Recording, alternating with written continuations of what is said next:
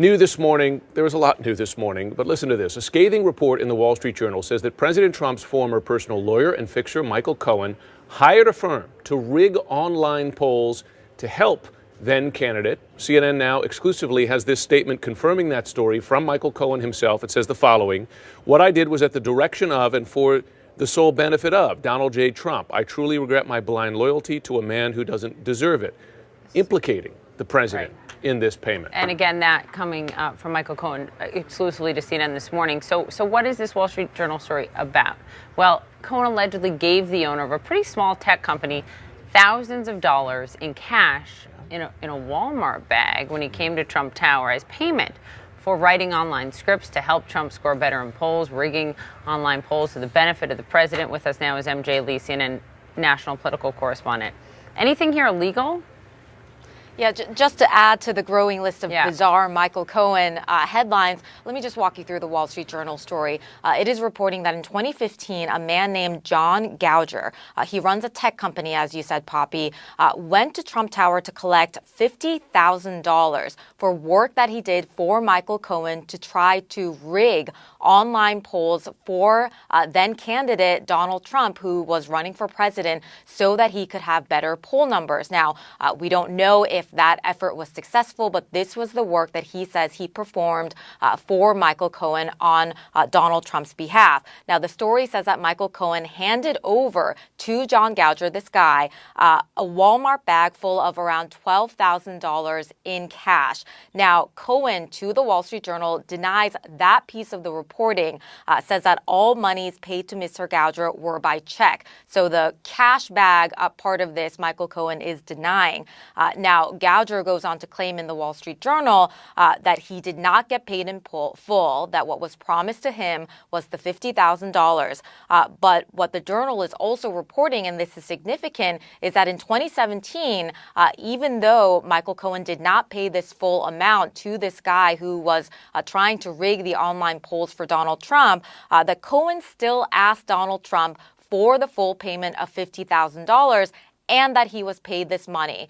So again, just to emphasize, the headline from this story is that Michael Cohen paid this guy around $12,000 to $13,000, according to this person. And then 2 years later, he asked Donald Trump for more money than what he allegedly paid out of his pocket. And Poppy, according to that statement that you just read from Michael Cohen that we just got, all of this comes back to loyalty. Michael Cohen's defense now for a while has been that all of these things that he did that were, frankly, really sketchy, he did out of blind loyalty to Donald Trump.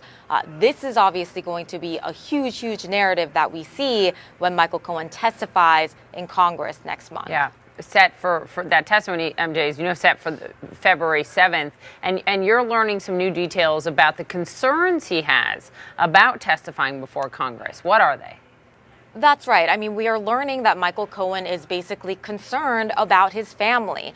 This is obviously going to be a huge day on Capitol Hill. We are all going to be covering this very, very closely. And Michael Cohen's concern right now remains his family and what all of this would do to them. And this is not a new concern that we are learning about. Even when he was under investigation, as Michael Cohen was waiting for months to get his sentencing finally from the judge here in New York, he was afraid of the toll that all of this was taking on his family. And keep in mind, too, his concern for his family was actually the reason that he made some of his legal decisions that he made as he was waiting for his sentencing.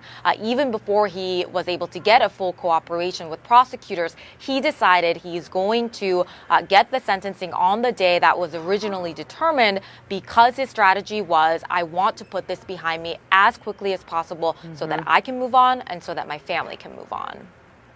MJ Lee, thanks very much. Paul Callan is back with us.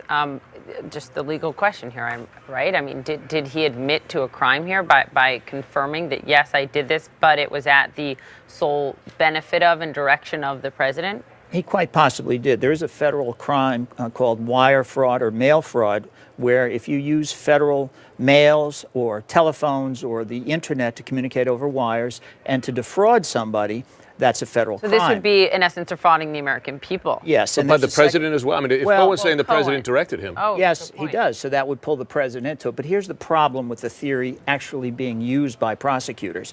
You'd probably wipe out half the Congress because everybody exaggerates what they're doing in the polls, or they discredit a poll.